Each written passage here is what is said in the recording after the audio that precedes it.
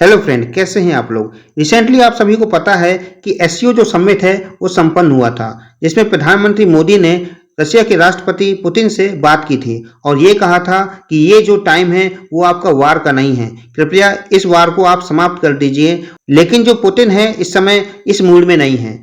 Putin ने इस समय एक स्टेटमेंट दी है और उन्होंने कहा है कि हमारी जो न्यूक्लियर वेपन है एक तरीके से ब्लफ नहीं है। ब्लफ मतलब होता है मजाक नहीं है, हम इसको कभी भी यूज कर सकते हैं। और पुतिन ने ऑर्डर पास कर दिया है मिलिट्री मोबिलाइजेशन का। मिलिट्री मोबिलाइजेशन क्या है ये आपको आगे वीडियो में बताऊंगा। लेकिन यूक्रेन के प्रेसिडेंट जेलेंस्की ने कहा है कि हम जो पुतिन की स्टेटमेंट है उसको बिलीव नहीं करते हैं, क्योंकि रशिया कभी भी न्यूक्लियर वेपन यूज नहीं करेगा। इस समय देखें तो दोनों साइड से अग्रेशन चल रहा है। यदि दोनों साइड से अग्रेशन है तो इस समय वार को एंड करने का कोई रास्ता नहीं दिख रहा है। इसलिए रशिया के बहुत बड़े एनालिस्ट हैं डुगिन, उन्होंने कहा है कि वर्ल्ड वार जो 3 है वो इस समय आ रहा है।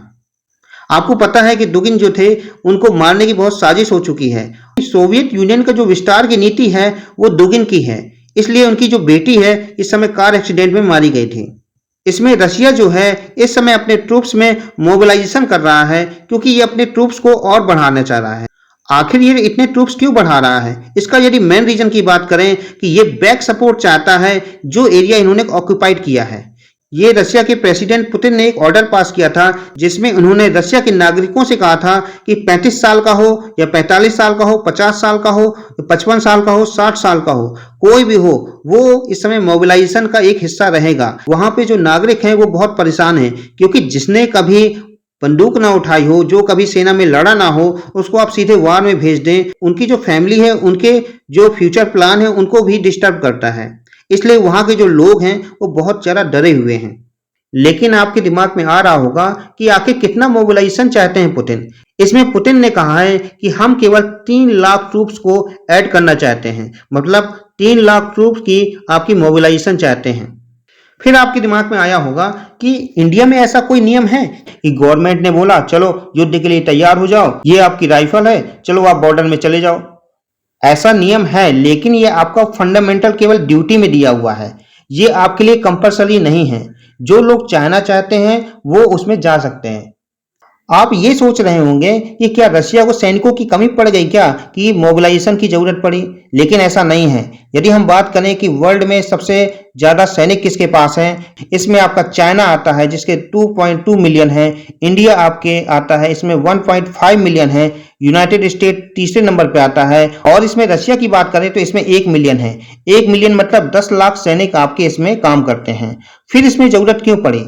इस समय यदि देखें तो यूक्रेन युद्ध में सबसे पहले रशिया ने 2 लाख सैनिकों को भेजा था, लेकिन रशिया ने यह एक्सपेक्ट नहीं किया था कि यूक्रेन की तरफ से इतनी ज्यादा दिक्कतें होंगी और ये वार इतना लंबा खींचेगा। तो इसलिए रशिया ने जो जमीन ऑक्युपाइड की है इसकी प्रोटेक्शन के लिए ये 3 लाख जो सैनिक हैं वो यहाँ पे रहेंगे, और नई जमीन के अप्रोच करने के लिए जो रिजर्व सैनिक हैं वो वहां पे काम करेंगे। ऐसा नहीं है कि इनको सीधे वार में भेज दिया जाएगा, लेकिन ये जो है आपके एक शील्ड की तरीके से इसमें काम आएगा। आप समझ रहे हैं कि 2 लाख इसमें सैनिक पहले थे, अब 3 लाख हो गए, सो 5 लाख सैनिक यहाँ पे काम करेंगे।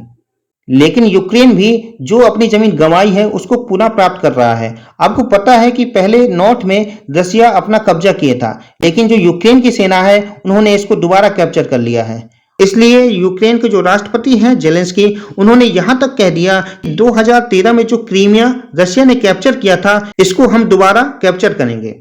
इसलिए रशिया पहले ये सोच रहा था कि इसके 2 हिस्से कर देंगे और 2 देश यहाँ पे बना देंगे, लेकिन अब इसका अप्रोच चेंज हो गया है। अब ये चाहता है कि यहाँ पे एक रेफरेंडम कराएंगे और यहाँ पे वोटिंग होगी और ये एरिया जो है वो रशिया में हम मिला लेंगे।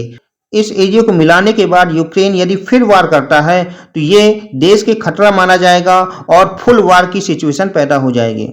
इस समय हम बात करें तो इस समय रशिया के पास जो कैप्चर एरिया है वो लोहांस्क, डोनबास, ये आपका क्रीमिया और खेरसोन, ये सब एरिया जो है वो इस समय रशिया ने कैप्चर कर रखा है।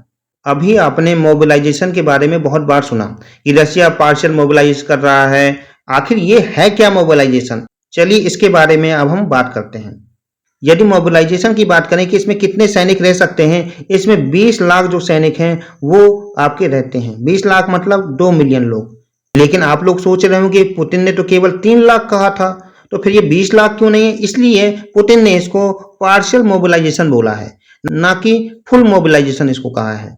अब आपके दिमाग में आएगा कि रशिया ने क्या इसके पहले कभी मोबिलाइजेशन किया था? हाँ, किया था। ये आपका वर्ल्ड वार जब 2 चल रहा था, उस समय हिटलर जो था वो रशिया पे बराबर हमले कर रहा था। इसलिए नाजी इन्वेजन से परेशान होकर सोवियत यूनियन ने 1941 में, जिसमें रशिया के लोगों से ये कहा गया कि आपको अपनी जमीन की रक्षा के लिए लड़ें। ये जो मोबिलाइजेशन है ये रशिया की लॉ में ही अलाउ है, जिसमें यह कहा गया है कभी भी देश को जरूरत होगी तो आपको कंपलसरी इसमें आना ही होगा। आई होप आपको ये वीडियो पसंद आया होगा।